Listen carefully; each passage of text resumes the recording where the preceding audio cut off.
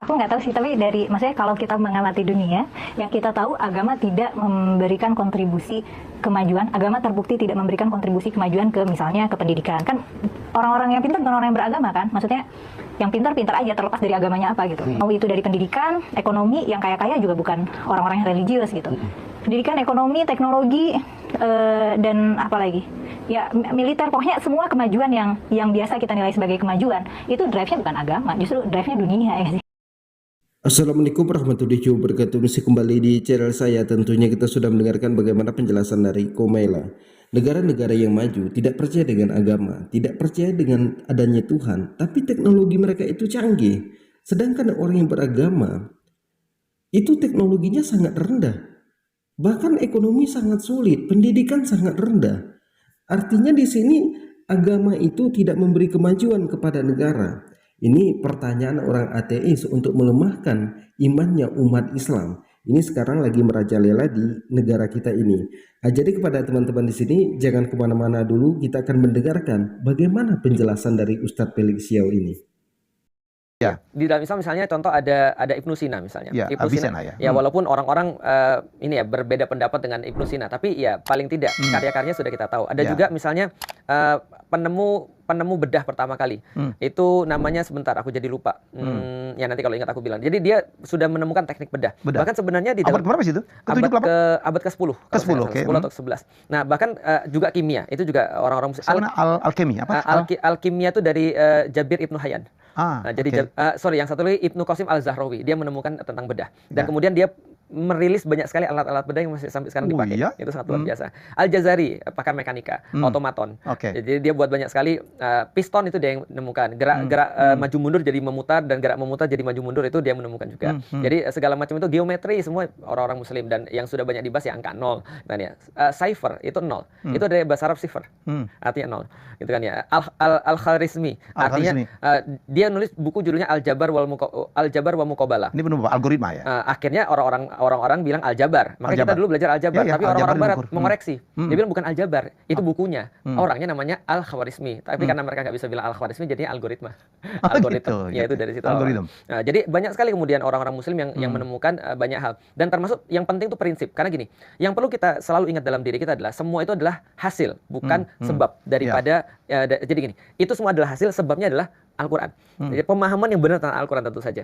Nah, maka semua yang kita lihat tadi itu adalah ketika mereka sudah punya semangat bahwasanya mereka di dunia itu punya tujuan, punya goals. Nah, ketika itulah orang bisa bangkit. Gampangnya gini, kalau ada ulama yang bilang kebangkitan itu tergantung ideologi. Selama satu bangsa punya ideologi, dia akan bangkit. Tapi kalau satu bangsa nggak punya ideologi, dia nggak akan pernah bakal bangkit. Contoh, Jepang itu nggak punya ideologi. Walaupun dia canggih, tapi dia nggak punya ideologi. Bukan Amerika, dulu Inggris punya ideologi, maka dia bangkit. Cina punya ideologi, maka dia bisa bangkit. Tapi kalau kita belum diinstal ideologi, kita nggak bakal bangkit. Nah, pertanyaan ideologi itu apa? Cara pandang manusia. Cara pandang terhadap kehidupan. Ustadz Felix bisa komentar. Sekarang negara-negara yang menggenggam kemajuan dunia ya dalam teknologi dan sebagainya kan didominasi oleh negara-negara yang agnostik ya. Betul. Yang tidak percaya dengan agama. Betul ya. Betul. Kita lihat Jepang, Korea, sebagian negara Eropa, Amerika. Ini fenomena apa lagi ya yang terjadi? Saya lihat itu adalah sesuatu yang wajar aja. Karena gini sebenarnya, untuk menjadi pintar kita nggak perlu agama. Untuk menyelesaikan banjir itu kita nggak perlu agama. Untuk buat teknologi yang paling bagus, bisa buat pesawat, kita nggak perlu agama. Tapi untuk bisa bahagia kita mutlak perlu agama. Setuju. Nah, artinya gini, makanya kalau kita lihat pada negeri-negeri yang tadi itu pasti ada tumbalnya tuh. Contoh Jepang itu fertility rate-nya di bawah 1,7. Ya, nggak nikah, menunda anak lahir. Betul. Ya. Kalaupun nikah anaknya satu. Nikah sama bantal. Sama boneka ya. Waifu, anime. Tahu juga saya. Artinya ini kan problematik nih. Amerika juga sama. Mereka dinobatkan the most dangerous place on earth ya. Jadi negeri yang paling banyak kejahatan di seluruh dunia. Makanya paling banyak superhero di sana. Karena mereka mengimpikan sebuah suasana ketika mereka dirampok ada superhero yang nolong. Tapi ternyata ya tidak menembakkan masalah hampir tiap hari. Benar, tidak menyelesaikan masalah-masalah mereka. Jadi artinya teknologi yang mereka dapat justru membuat mereka makin terpuruk. Misal, berapa banyak kita lihat di acara-acara Dr. Phil tuh orang-orang stres. Gitu kan ya. Ada cowok pengen jadi cewek, ada cewek mengidentifikasi dirinya sebagai apa? Sebagai sofa. Ada manusia mengidentifikasi dirinya itu sebagai hewan, jadi anjing. Ada manusia yang motong tangannya sendiri, kakinya sendiri, lututnya bahkan motong kemudian kakinya karena dia merasa bahwa dia tidak sempurna. Jadi ada apa tuh kelainan? Ada orang merasa dia terlahir tidak sempurna. Jadi dia pikir harusnya tangannya bukan 5 jarinya, harusnya tangannya cuma 2 jarinya. Jadi dipotong 3-nya, matanya dirusak dan segala macam, dibuatin tanduk dan seterusnya. seterusnya. Ini kan orang-orang stres yang mereka tidak punya kehidupan. Makanya ketika orang-orang Amerika nih ngelihat kondisi yang terjadi di Palestina, mereka bilang, gila ya, kita dikelilingi dengan seluruh yang bersifat kemudahan. Kita teknologinya tinggi sekali, internet kita bagus dan segala macam. Tapi after all ini semua nggak nolong kita daripada mental illness. Sementara orang-orang di Gaza punya segala sesuatu yang bisa digolongkan untuk mereka jadi orang gila. Yet mereka tetap kemudian bisa sane, tetap kemudian terjaga otaknya. Di sini perlunya agama. Di sini perlunya agama. Maka gini, sains itu tidak ada hubungannya dengan agama. Karena sains itu cuma menjawab pertanyaan what and how. Tapi agama itu menjawab pertanyaan why.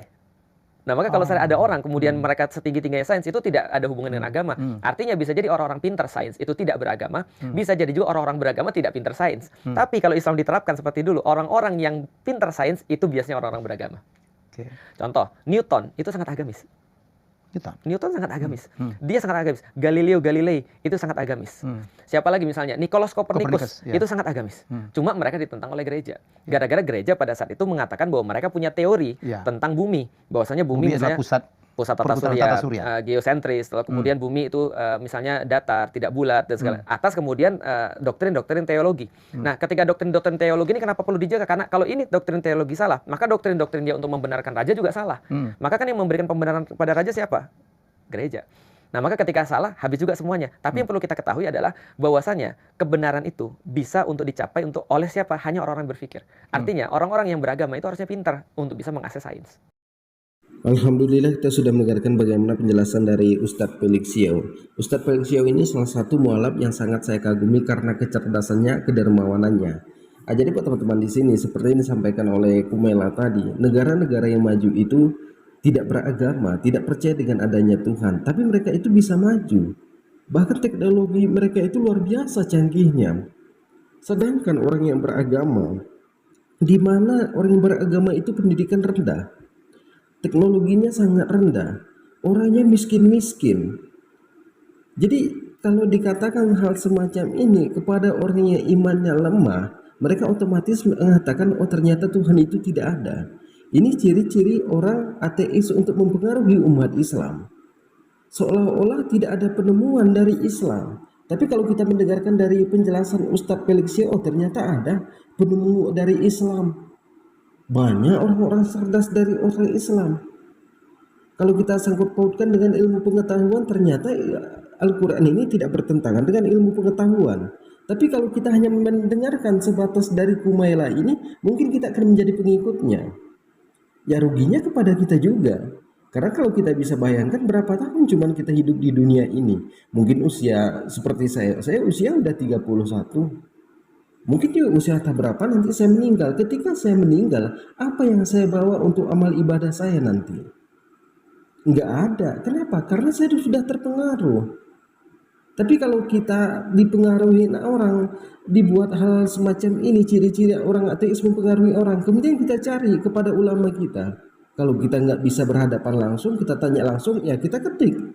Nah, bagaimana penjelasan tentang masalah ini di YouTube, di media sosial, semuanya akan muncul supaya kita tidak tersesatkan oleh orang-orang seperti ini. Jadi mungkin cukup sekian. Assalamualaikum warahmatullahi wabarakatuh.